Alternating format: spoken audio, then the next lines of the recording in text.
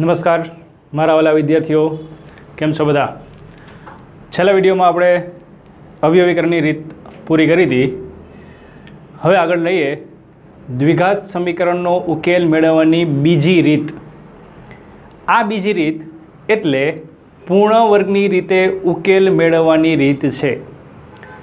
પૂર્ણ વર્ગ શબ્દ આપણે અવારનવાર આપણા કાને સંભળાણો હોય. જ્યારે પણ આપણે બીજા ધોરણમાં ભણતા હોઈએ, એટલે કે 10મા ધોરણ સિવાયના 8મા ધોરણમાં કે 9મા ધોરણમાં જ્યારે પણ અવયવ શીખતા હોઈએ ત્યારે આ શબ્દ આપણા મગજમાં આવ્યો હોય. પૂર્ણ વર્ગ એટલે શું થાય?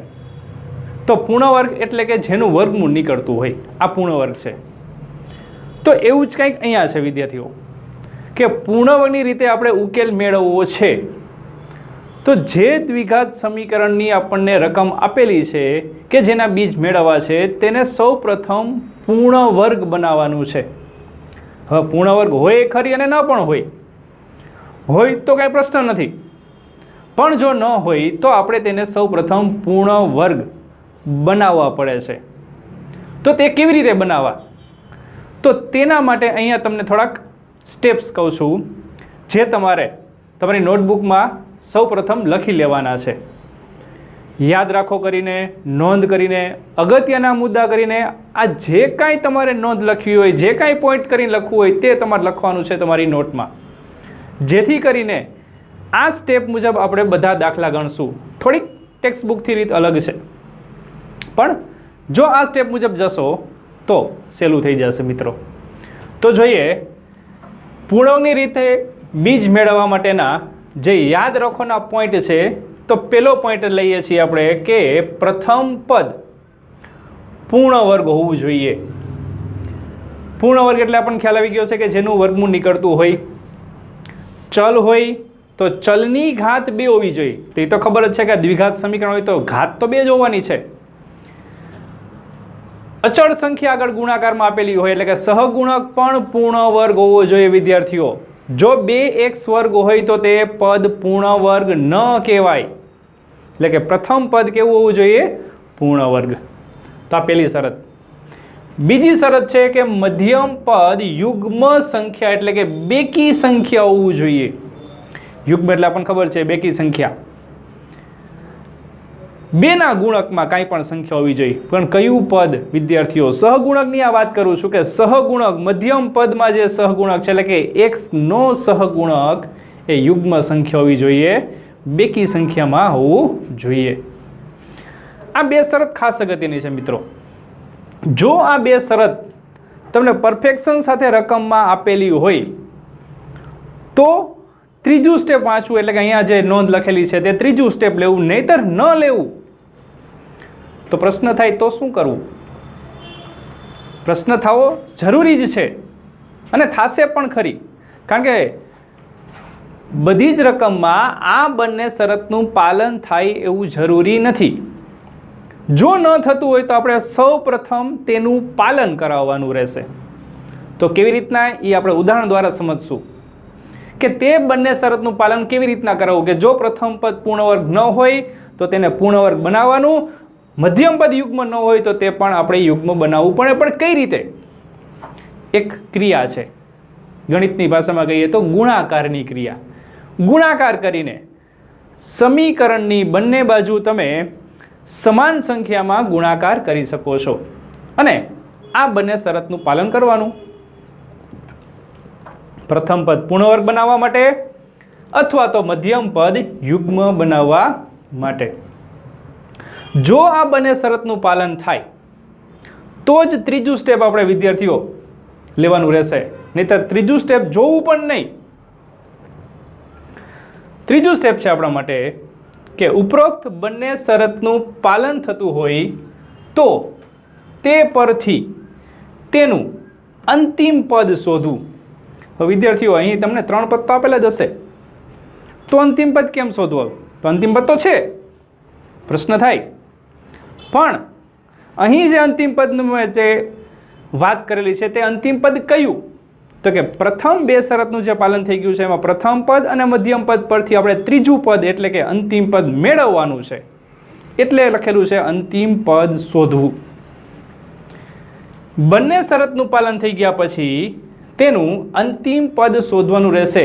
રકમનું ત્રીજું પદ સાઈડમાં રાખવાનું છે, તેને અડવાનું નથી.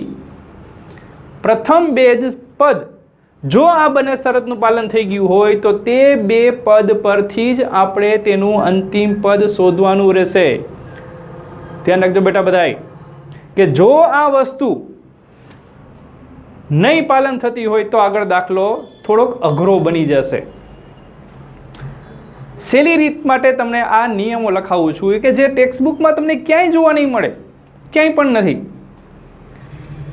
એટલે આ એક સૌપ્રથમ લખી લેવા આપણે. ચાલો, અંતિમ પદનું સૂત્ર તો આપણે 8મા ધોરણમાં ભણી ગયા છીએ.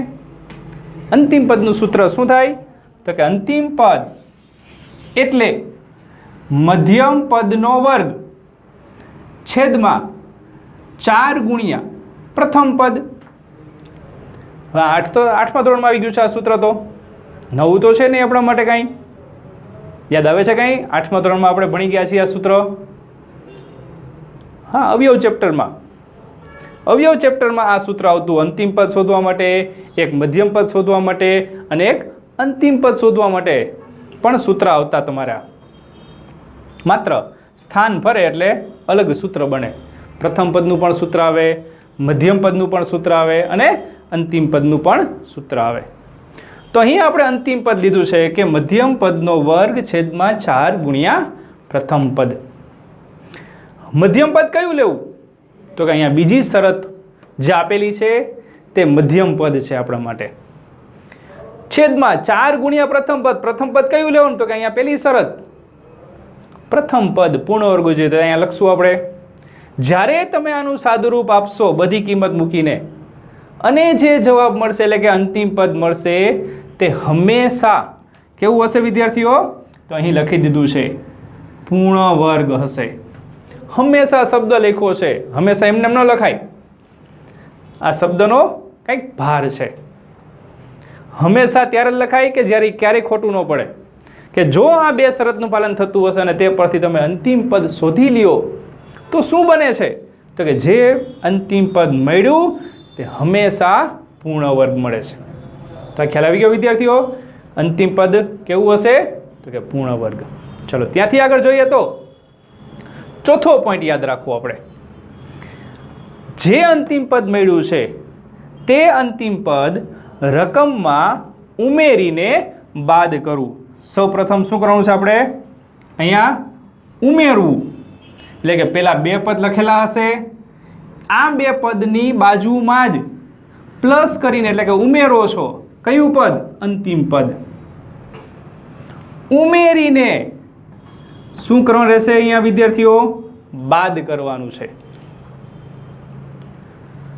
તો અંતિમ પદ એક વખત ઉમેર્યું, એક વખત બાદ કર્યું, એક હાથે તમે આપ્યું અને બીજા હાથે લઈ લીધું. શું થયું તો કે રકમમાં કાંઈ ફેર પડતો નથી. રકમ એઝ ઇટ ઇઝ છે. 1% રકમમાં ફેર નથી પડ્યો. હા, રકમમાં આપેલ ત્રીજું પદ તો જ એમને એમ છે, યથાવત છે. આપણે પહેલા બે પદ પરથી અંતિમ પદ મેળવ્યું, એ ઉમેર્યું ને બાદ કર્યું. જ્યારે આ ક્રિયા કરો છો ત્યારે રકમમાં 5 પદ થઈ જશે વિદ્યાર્થીઓ. ધ્યાન રાખજો ખાસ. એટલે અહીંયા લખી દીધું છે 5 પદ. કેમ તો કે 2 પદ તો છે, પ્રથમ પદ, મધ્યમ પદ. અંતિમ પદ એક વખત ઉમેર્યું એટલે આ ત્રીજું થયું, આ ચોથું થયું અને રકમમાં હજી એક પદ હશે ને અંતિમ પદ તરીકે. કારણ કે રકમ તો 3 પદની હોય. પહેલા 2 પદ પરથી આપણે અંતિમ પદ મેળવ્યું, પ્રથમ પદ, મધ્યમ પદ, અંતિમ પદ મેળવ્યું, એ ઉમેર્યું, બાદ કર્યું. તો ઉમેર્યું, બાદ કર્યું, કેટલા પદ થયા? 4. અને રકમમાં એક પદ તો છે જ, 5મું પદ થઈ ગયું. તો આ 5 પદ થશે. તો અંતિમ પદ રકમમાં આપણે ઉમેરીને બાદ કરશું એટલે થઈ જશે કેટલા પદ વિદ્યાર્થીઓ? 5. હવે આ 5 પદના આપણે અવયવ પાડવાના છે. ખાસ ધ્યાન રાખજો. હવે કેવી રીતે પાડવા? બહુ સરળ છે. થોડુંક રિવિઝનના સંદર્ભમાં જવું જોશે કે જો 8મા ધોરણનો અવયવ તમને જે તે શિક્ષકે બહુ સારી રીતે ભણાવ્યા હશે અને બહુ સારી રીતે ભણાવ્યા બાદ બીજું સ્ટેપ અગત્યનું છે કે તમે યાદ રાખ્યું હશે હજી સુધી. એ અગત્યનું છે ને, કારણ કે શિક્ષકો તો સારું ભણાવે પણ આપણે કેટલું કેચઅપ કરીએ છીએ તે આપણી ઉપર છે. હા, વરસ ગયું ને બધું ભૂલી ગયા તો પૂરું થઈ ગયું. 8મું ધોરણ ગયું, ભણાવ્યું હતું, ચાલો પાસ થયું, રિઝલ્ટ આવી ગયું, ચાલો જવા દો બધું. આ ડસ્ટબિન છે એ ખાલી કરો. આ ડસ્ટબિન નથી. 8મા ધોરણનું પાછું આવે છે, જોયું તમે? ફરી પાછું આવે છે. એ જ અવયવ શીખવાના છે. આ ડસ્ટબિન નથી આપણા માટે, આ તો ડેટા સ્ટોરેજ છે. અને આ ડેટા સ્ટોરેજની કેપેસિટી તો હજી વૈજ્ઞાનિકો પણ નથી શોધી શક્યા કે કેટલી છે એમ. તો ખ્યાલ આવ્યો વિદ્યાર્થીઓ? તો અહીંયા જે અવયવ પાડવાના છે તે અવયવ આપણે 8મા ધોરણમાં શીખી ગયા છો. તો 5મો પોઈન્ટ, પ્રથમ 3 પદના પૂર્ણ વર્ગ ત્રિપદીની રીતે અવયવ પાડવાના છે. પૂર્ણ વર્ગ ત્રિપદી યાદ આવ્યું કાંઈ? આવો શબ્દ તમારે આવતો 8મા ધોરણમાં, પૂર્ણ વર્ગ ત્રિપદી. એક ઉદાહરણ તમને લખી દઉં છું કે પૂર્ણ વર્ગ ત્રિપદી કોને કહેવાય? તો કે 4x વર્ગ વત્તા 4x અને વત્તા 1 લઈએ તો આ વિદ્યાર્થીઓ આપણા માટે પૂર્ણ વર્ગ ત્રિપદી છે. 3 પદ હોવા જોઈએ, પ્રથમ પદ અને અંતિમ પદ પૂર્ણ વર્ગ, અને મધ્યમ પદ છે એ બેયના વર્ગમૂળના ગુણાકારથી બમણું હોવું જોઈએ. તો જોવો જોઈએ બે શરતનું પાલન થઈ ગયું કે આ બંને પદ પૂર્ણ વર્ગ છે, આ બેયના વર્ગમૂળનો ગુણાકારથી બમણું એટલે આપણને મળે છે મધ્યમ પદ એટલે કે 4x. તો આ પૂર્ણ વર્ગ ત્રિપદી છે જેના અવયવ આપણે જો લેવા હોય તો શું લઈ શકાય?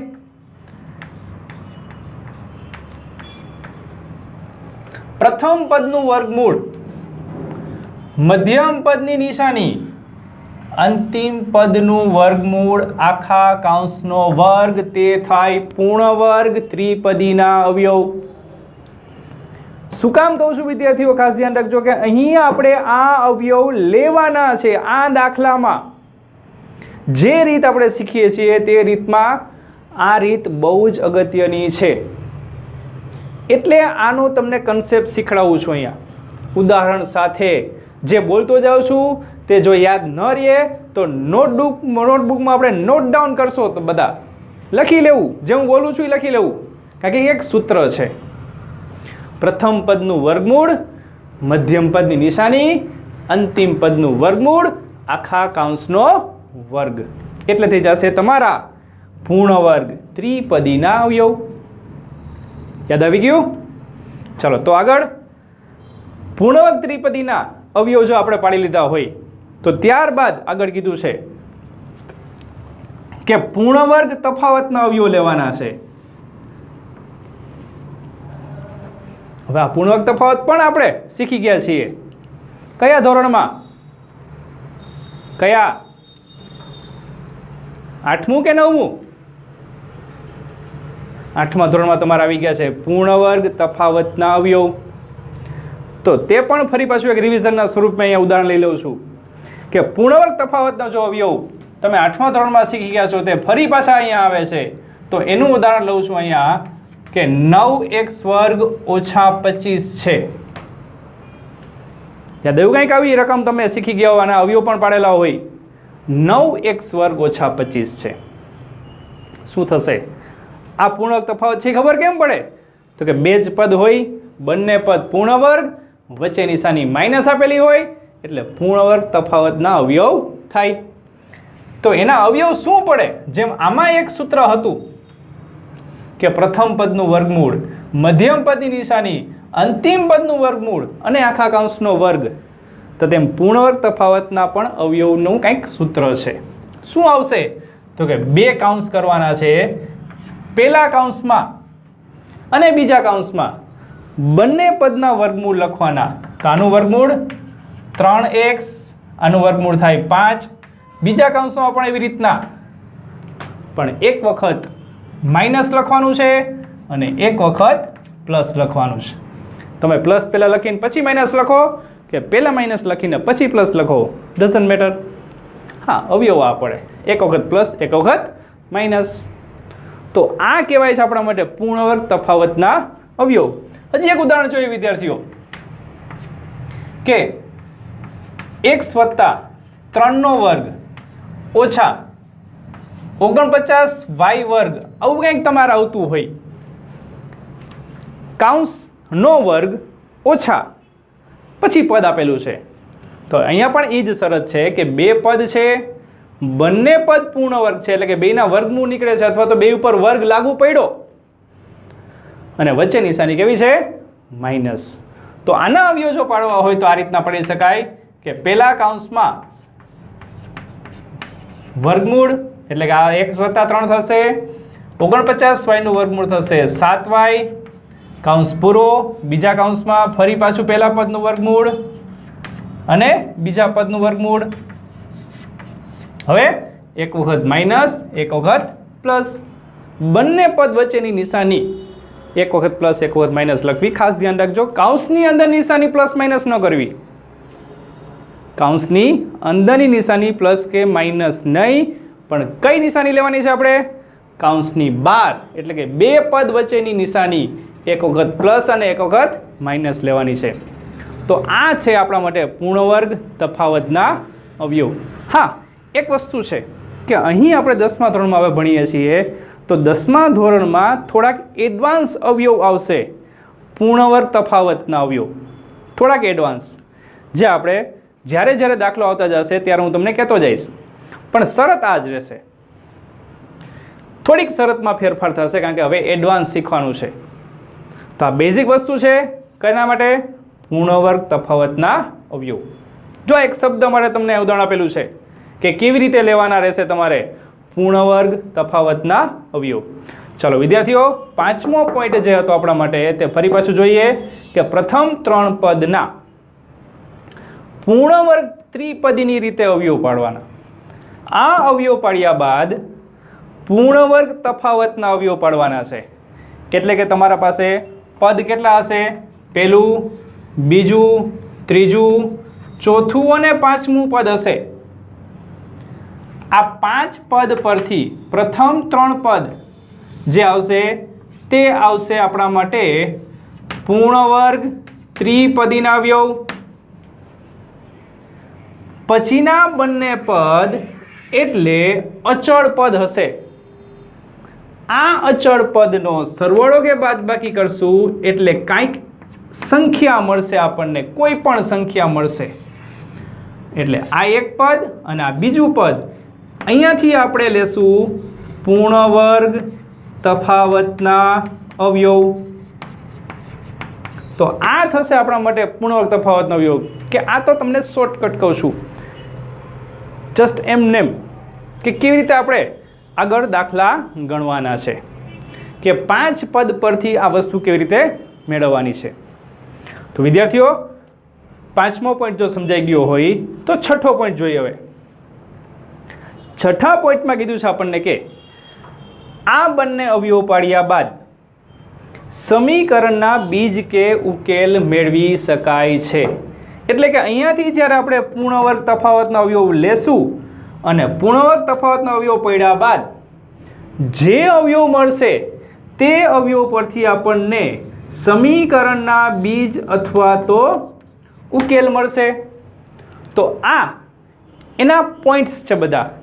નિયમો કયો તો નિયમો છે, નોંધ કયો તો નોંધ છે, કે જે તમારે ફરજિયાત યાદ રાખવાની છે. આ સ્ટેપ જો આપણને યાદ રહી જશે તો હવે એના પરથી આપણે એક એક્ઝામ્પલ લઈએ, દાખલો લઈએ, કે જેથી કરીને આપણને આ વધારે સારી રીતે સમજાઈ જાય. અને વધારે સારી રીતે સમજવા માટે આપણે એક એક્ઝામ્પલ લઈએ. ચલો એક્સ્ટ્રા દાખલો લઈએ. એક્સ્ટ્રા દાખલાની રકમ છે સમીકરણ x² + 4x - 5 = 0 ના બીજ પૂર્ણ વર્ગની રીતે મેળવવા છે. હવે આ રકમ ટેક્સ્ટ બુકમાં નથી એટલે એક્સ્ટ્રા આપણે લખેલું છે. તો અહીં રકમમાં કીધું છે x² + 4x - 5 = 0. એનો ઉકેલ આપણે પૂર્ણ વર્ગ કીધું છે. તો સ્પેસિફાઈ જ્યારે કરેલું હોય કે પૂર્ણ વર્ગની રીતે જ ઉકેલ મેળવો, તો બીજી કોઈ રીતે ઉકેલ પડતા હોય તો પણ નહીં પાડવાના, બીજ નહીં મેળવવાના, આ જ રીતે મેળવવાના. x² + 4x - 5 = 0. પૂર્ણાંકની રીતે ઉકેલ મેળવવો છે તો કેમ મેળવવા? તો સૌપ્રથમ ધ્યાનથી શરતનું એક એક પછી એક એક સ્ટેપ વાઇઝ લેતા જશું. તો પહેલી શરત છે કે પ્રથમ પદ પૂર્ણ વર્ગ હોવું જોઈએ. દરેક વિદ્યાર્થીને આ પદ પૂર્ણ વર્ગ લાગે છે? તો કે હા. એક્સ વર્ગ છે એ પૂર્ણ વર્ગ કહેવાય. 2 ઘાત છે ને આગળ સહગુણક તરીકે 1 હોય અને 1 છે એ પૂર્ણ વર્ગ થઈ ગયો આપણા માટે. ખ્યાલ આવી ગયો બેટા બધાને? શું કરવાનું છે? પ્રથમ પદ અહીંયા લખેલું જ છે મેં, પ્રથમ પદ પૂર્ણ વર્ગ હોવું જોઈએ છે. રાઈટ? ચાલો, બીજું પદ મધ્યમ પદ યુગ્મ એટલે કે બેકી સંખ્યા હોવું જોઈએ છે કે નહીં? તો કે હા છે. 4 છે યુગ્મ સંખ્યા કહેવાય. બધાને ખ્યાલ આવે છે ને? 4 બેકી સંખ્યામાં આવે. 2 4 6 8 આ બધી સંખ્યા કેવી કહેવાય? યુગ્મ. યુગ્મ એટલે કે બેકી સંખ્યા. ચાલો, તો આ ત્રીજું પદ અત્યારે આપણે ક્યાંય ગણતરીમાં લેવાનું નથી. તો હવે 2 શરતનું જો પાલન થઈ ગયું હોય તો ત્રીજું સ્ટેપ લેવાનું કે ઉપરોક્ત બંને શરતનું પાલન થતું હોય તો તે પરથી તેનું અંતિમ પદ શોધવું. અંતિમ પદનું સૂત્ર શું છે વિદ્યાર્થીઓ? કે અંતિમ પદ બરાબર મધ્યમ પદનો વર્ગ. તો મધ્યમ પદ શું છે અહીંયા? 4x, એનો વર્ગ લેશું છેદમાં 4 ગુણ્યા પ્રથમ પદ. તો 4 ફરજિયાત ગુણ્યા પ્રથમ પદ શું છે? તો કે x વર્ગ. ખ્યાલ આવી ગયું? એકદમ સરળ છે, હલવા જેવું છે. હલવો ખાવો હોય કેવી મજા આવતી હોય આપણને, બસ એવું સરળ છે. પણ આ સ્ટેપ યાદ રાખવાના. સ્ટેપ વાઇઝ જશો એટલે ક્યાંય તમે અટકશો નહીં, નહીતર લટકશો. આ 2 શબ્દમાં ખબર પડી ગઈ ને કે સ્ટેપ વાઇઝ જશો તો અટકશો નહીં, નહીતર લટકશો જ. તો અહીં અંતિમ પદ બરાબર લીધું છે આપણે 4x આખા કૌંસનો વર્ગ છેદમાં 4 ગુણ્યા x વર્ગ. એટલે કે સાદુરૂપ આપીએ તો આવશે 16x વર્ગ છેદમાં 4x વર્ગ થશે આવું. ચાલો, ભાગાકાર તો આવડતો હશે બધાને? તો ભાગાકાર માટે અહીં x વર્ગ તો કેન્સલ થઈ ગયું અને 16 ભાગ્યા 4 થશે. કેટલા? તો કે 4. જો વિદ્યાર્થીઓ આ 4 આપણને કેવું મળ્યું? અહીં એક શબ્દ લખેલો હતો હો, હંમેશા. એવું ને? હંમેશા પૂર્ણ વર્ગ હોય. તો અંતિમ પદ આપણને 4 મળ્યું, જે કેવું છે આપણા માટે? પૂર્ણ વર્ગ. તો ત્રીજી શરતનું પણ પાલન થઈ ગયું અહીંયા દીકરાઓ બધા? ખ્યાલ આવી ગયો? ચલો, નેક્સ્ટ સ્ટેપ છે આપણા માટે આ અંતિમ પદ રકમમાં ઉમેરીને બાદ કરવું. અંતિમ પદ શું મળ્યું? 4. રકમ છે આપણા માટે આ. તો એમાં હવે આગળ લઈએ કે x વર્ગ વત્તા 4x, 2 પદ લખી લીધા. હવે ઉમેરીને બાદ કરવું. ઉમેરવું એટલે વત્તા 4, બાદ કરવું એટલે ઓછા 4. તો આ થઈ ગયું. ઉમેરીને બાદ કરવું તો 5 પદ તો ન થયા. તો 5મું પદ ગયું ક્યાં? આ રહ્યું. રકમમાં કીધું છે ઉમેરીને બાદ કરવાનું, તો રકમ તો આ છે જેમાં ઓછા 5 છે, જે આપણે હજી લખેલું નથી. ચાલો, અહીંયા લખીએ ઓછા 5 બરાબર 0. ખ્યાલ આવી ગયું બધાને? તો આ ચોથા સ્ટેપનું આપણે પાલન કર્યું. જે શું છે આપણા માટે? x વર્ગ વત્તા 4x. આ ઉમેરું, આ બાદ કર્યું. ધ્યાન રાખજો, જે ક્રમ બોલું છું એ જ. પ્રથમ ઉમેરવાનું પછી બાદ કરવાનું. તમને પ્રશ્ન થશે પહેલાં બાદ કરીને પછી ઉમેરીએ તો? ના. જો પહેલાં બાદ કરો અને પછી ઉમેરો તો વસ્તુ અલગ થઈ ગઈ. કારણ કે અહીંયા લખેલું છે પ્રથમ 3 પદના પૂર્ણ વર્ગ ત્રિપદી રીતે અવયવ પાડવા છે. જો અહીંયા માઇનસ લખો અને અહીંયા પ્લસ લખો છો તો શરતનું પાલન ન થાય. અંતિમ પદ પૂર્ણ વર્ગ બને પણ ધન નો રીએ ઋણ થઈ જાય તો એને અવયવ ન પડે. એટલે જે વાક્ય અને શબ્દો વાપરું છું તે બધા જ સમજી વિચારીને છે અહીંયા ઉમેરીને બાદ કરવાનું છે. તો અહીંયા પ્રથમ 3 પદ જે છે, આ પ્રથમ 3 પદના પૂર્ણ વર્ગ ત્રિપદીની રીતે અવયવ લઈએ. શું આવે? પ્રથમ પદનું વર્ગમૂળ, મધ્યમ પદની નિશાની, અંતિમ પદનું વર્ગમૂળ આખા કૌંસનો વર્ગ. યાદ આવ્યું ને? હમણાં જ આપણે ઉદાહરણ જોયા હતા. આ કહેવાય પૂર્ણ વર્ગ ત્રિપદીના અવયવ. ચાલો હવે આગળ, તો કે આ બંને પદ અચળ સંખ્યા છે જેની નિશાની કેવી છે? સમાન. અને સમાન નિશાની શું થાય? સરવાળો. તો માઇનસ માઇનસ પ્લસ એટલે સરવાળો કરીએ તો 5 ને 4 9 અને નિશાની મોટા પદની એટલે કઈ આવશે? માઇનસ. -9 બરાબર મળે છે 0. તો આ થઈ ગયા. એના પછીનું સ્ટેપ આપણા માટે શેના માટે તૈયાર થઈ ગયો આ સ્ટેપ?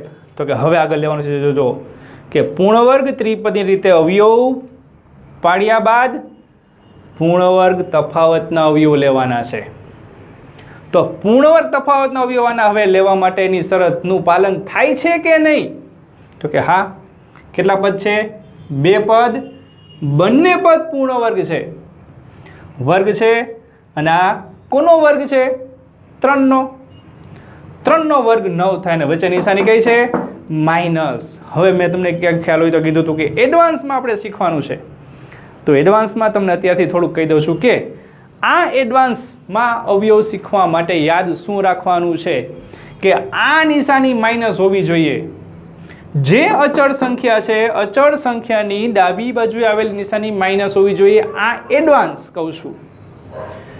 માઇનસ પછીનું જો પદ પૂર્ણ વર્ગ નહીં હોય તો પણ આપણે તફાવતના અવયવ પાડવાના છે. એ કેવી રીતના? એ જે તે સમયે જોશું આપણે કે જ્યારે એવો દાખલો આવશે. પણ સૌથી અગત્યની શરત આ માઇનસ નિશાની ફરજિયાત હોવી જ જોઈએ. ન હોય તો ન ચાલે વિદ્યાર્થીઓ. અહીંયા માઇનસ નિશાની હોય તો આગળ તફાવતના અવયવ જ ન પડે. તફાવત એટલે શું થાય? બાદબાકી. માઇનસ હોવું જોઈએ છે અત્યારે. ચાલો આગળ અવયવ જોઈએ. તો અવયવ પડશે અહીંયા આપણને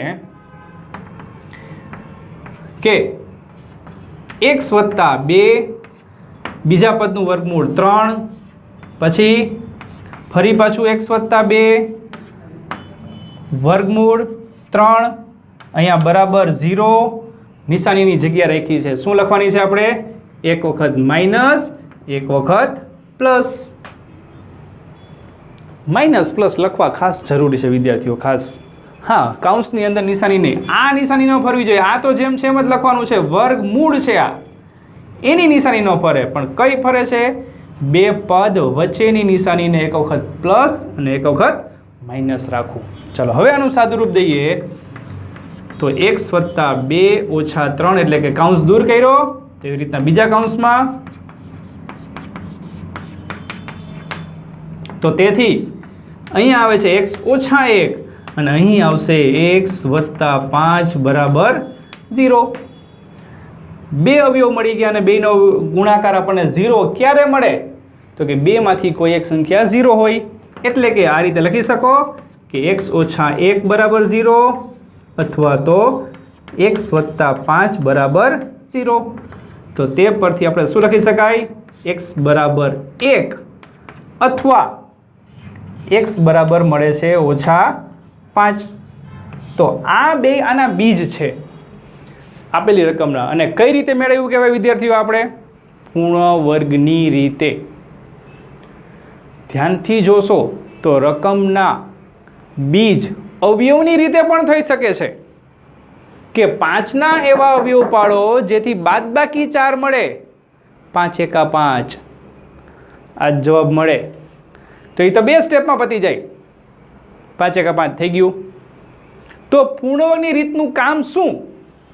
તો કે એવી રકમ કે જેના અવયવની રીતે બીજ ન મળતા હોય તે દ્વિઘાત સમીકરણનો જો આપણે ઉકેલ મેળવવો હોય તો આપણે આ રીતનો ઉપયોગ કરવાનો હોય છે. એટલે આપણા માટે પૂર્ણ વર્ગની રીત છે એ બીજા સ્ટેપ ઉપર આવે છે કે જેના અવયવ નથી પડી શકતા અને આપણે તેના બીજ મેળવવા છે, ઉકેલ મેળવવા છે. તો આપણા માટે આ પૂર્ણ વર્ગની રીત કામની છે. તો વિદ્યાર્થીઓ આ સ્ટેપ સાથે આ ઉદાહરણ સમજાઈ ગયું છે. તો હવે આપણે નવું એક ઉદાહરણ લેશું હમણાં. આના પછી કયું લઈએ? તો કે એના પણ આપણે પૂર્ણની રીતે જ ઉકેલ મેળવવા છે. ચાલો નવી રકમ છે એક્સ્ટ્રા તરીકે લઈએ. સમીકરણ 9x વર્ગ ઓછા 15x વત્તા 6 બરાબર 0 ના બીજ ઉકેલ પૂર્ણ વર્ગની રીતે આપણે મેળવવા છે. તો શરત મુજબ જોતા જશું કે પ્રથમ પદ પૂર્ણ વર્ગ હોવું જોઈએ. જો વિદ્યાર્થીઓ પ્રથમ પદ પૂર્ણ વર્ગ જ છે. 9x વર્ગ ઓછા 15x વત્તા 6 બરાબર 0માં પ્રથમ પદ પૂર્ણ વર્ગ જ છે. એટલે પેલી શરતનું પાલન થઈ ગયું. હવે લઈએ બીજી શરત. બીજી શરત છે મધ્યમ પદ યુગ્મ હોવું જોઈએ છે. 15 છે યુગ્મ કહેવાય ને, 2 વડે ભાગી શકાય. હા, 7.5 આવે. યુગ્મ કોને કહેવાય? ભાગાકાર કરવાથી, 2 વડે ભાગાકાર કરવાથી જવાબ છે એ પૂર્ણાંકમાં આવે. તો આ અયુગ્મ છે, એકી સંખ્યા છે. તો તેને આપણે યુગ્મમાં ફેરવવાનું છે. કેવી રીતે ફેરવવું? તો આપણે નિયમો સમજતી વખતે પણ મેં તમને ધ્યાન દોરેલું હતું કે કઈ ક્રિયા કરવાની છે. તો કે ગુણાકાર એક જ. 2 વડે ગુણીએ તો યુગ્મ થઈ જશે.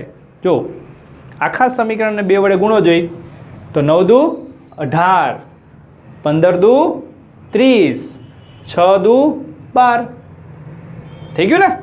આ મધ્યમ પદ છે એ આપણને શું મળી ગયું? બેકી સંખ્યા 30 મળી ગયું. પણ પેલી શરત ચૂકી ગયા. પેલી શરતમાં પૂર્ણ વર્ગ હોવું જોઈએ. અહીંયા શું આવી ગયું? 9ની જગ્યાએ 18 થઈ ગયું. એવું તો ન હોય કે એકને છોડી દઈને બીજાને ગુણાકાર કરીએ. ના, રકમ ફરી જાય તો જે ક્રિયા કરવી બધા સાથે કરવાની. તો હજી એનો ઉપાય શું? તો કે 2 વડે ન ગુણતા 4 વડે ગુણીએ. આપણે આખા સમીકરણને આપણે 4 વડે ગુણીએ તો શું થશે? 9 ચોક 36, 15 ચોક 60, 6 ચોક 24. જો બંને શરતનું પાલન થઈ ગયું. હા, કેટલા વડે ગુણો છો એ મહત્વનું નથી. હા, 2 શરતનું પાલન થવું જોઈએ. તો અહીંયા બંને બાજુ 4 વડે ગુણતા તો કેટલા થશે વિદ્યાર્થીઓ? 9 ચોક 36x વર્ગ ઓછા 15 ચોક 60x વત્તા 6 ચોક 24 બરાબર 0 ગુણ્યા 4 થાય 4. બરાબર ને? 0 થાય. હો, 36x વર્ગ ઓછા 60x વત્તા 24 બરાબર 0. બંને શરતનું પાલન થઈ ગયું. તો હવે ત્રીજા સ્ટેપ ઉપર આવીએ એટલે કે અંતિમ પદ શોધવાનું. તો અંતિમ પદ શું મળશે? તો અહીંયા લખીએ અંતિમ પદ બરાબર મધ્યમ પદનો વર્ગ એટલે કે 60x નો વર્ગ. નિશાની નહીં લખો તો ચાલશે, કારણ વર્ગ છે અને વર્ગ કરશો તો નિશાની ધન જ થવાની છે. છેદમાં 4 ગુણ્યા પ્રથમ પદ એટલે કેટલું આવશે? તો કે 4 ગુણ્યા x વર્ગ પ્રથમ પદ. એટલે હવે ગુણાકાર કર્યા પછીનું પ્રથમ પદ લેવું. આ નહીં, 9 નથી લેવાનું, 36 લેવાનું છે. 4 વડે ગુણાકાર કર્યા બાદ આપણે અંતિમ પદ કોનું શોધીએ છીએ? આ 2 પદનું. તો સાદુરૂપ દઈએ તો થશે અહીંયા 60 ગુણ્યા 60 x વર્ગ છેદમાં આવશે 4 ગુણ્યા 36 x વર્ગ. આ કેન્સલ થઈ ગયું. x વર્ગ. અને હવે આમાં સાદુરૂપ દઈએ તો કેટલા આવશે? 15 ચોક 60, 6 36, 10 છક 60, 3 દુ 6, 3 પંચા 15 અને 2 પંચા 10 એટલે આપણને મળે છે 25. આ સાદુરૂપ તમે તમારી મેળે પણ આપી શકો છો. આ તો અહીંયા છેદ આપણે ઉડાડ્યા છે. ચલો, 25 કેવું મળ્યું? હંમેશા પૂર્ણ વર્ગ. યાદ આવ્યું ને? પૂર્ણ વર્ગ મળવું જોઈએ. તો હવે એના પછીનું સ્ટેપ લઈએ. શું? અંતિમ પદ રકમમાં ઉમેરીને બાદ કરવું. એટલે કે 36x વર્ગ ઓછા 60x વત્તા ઉમેરવાનું છે 25, બાદ કરીએ એટલે ઓછા 25, અને જે પદ આપણા માટે વધે છે એ કયું છે? 24. તો વત્તા 24 બરાબર 0. કેટલા પદ થઈ ગયા મિત્રો? 5 પદ. થઈ ગયા ને 5 પદ? તો જેમાં પ્રથમ 3 પદના આપણે પૂર્ણ વર્ગ ત્રિપદીની રીતે અવયવ પાડશું. જો કારણ કે એ શરતનું પાલન જ થાય છે. તો એના અવયવ શું પડશે?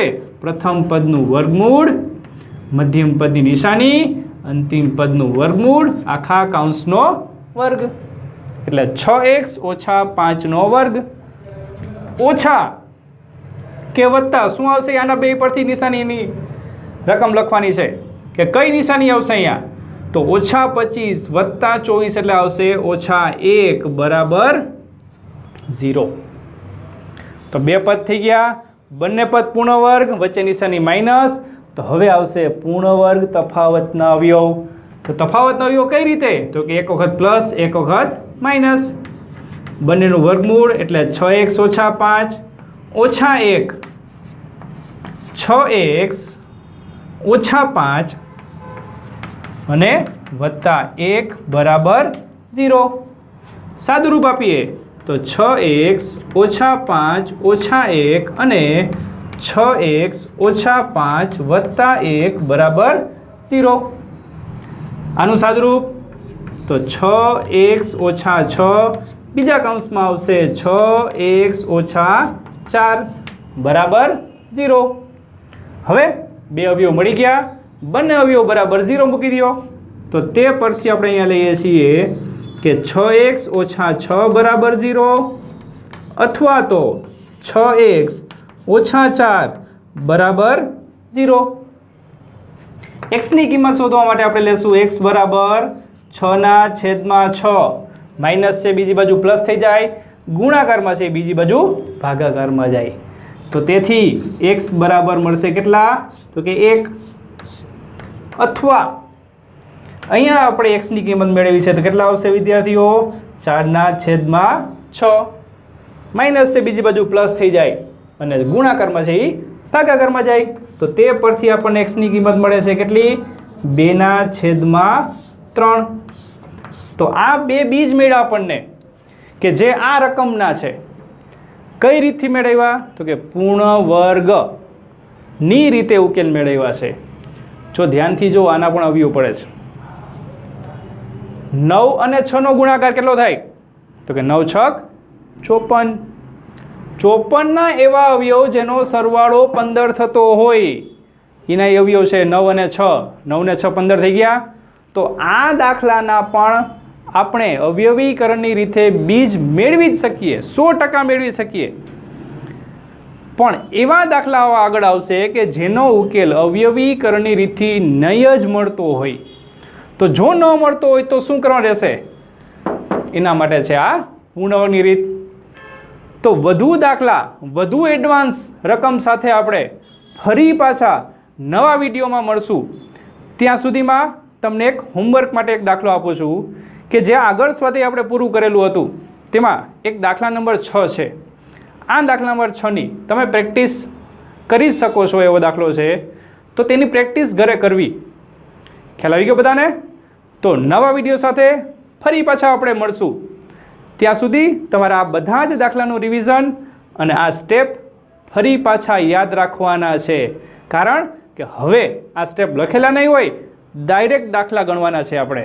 તો સ્ટેપ ખાસ યાદ રાખજો. ત્યાં સુધી ઘરે રહો, સ્વસ્થ રહો, સુરક્ષિત રહો. જય હિન્દ, જય ભારત.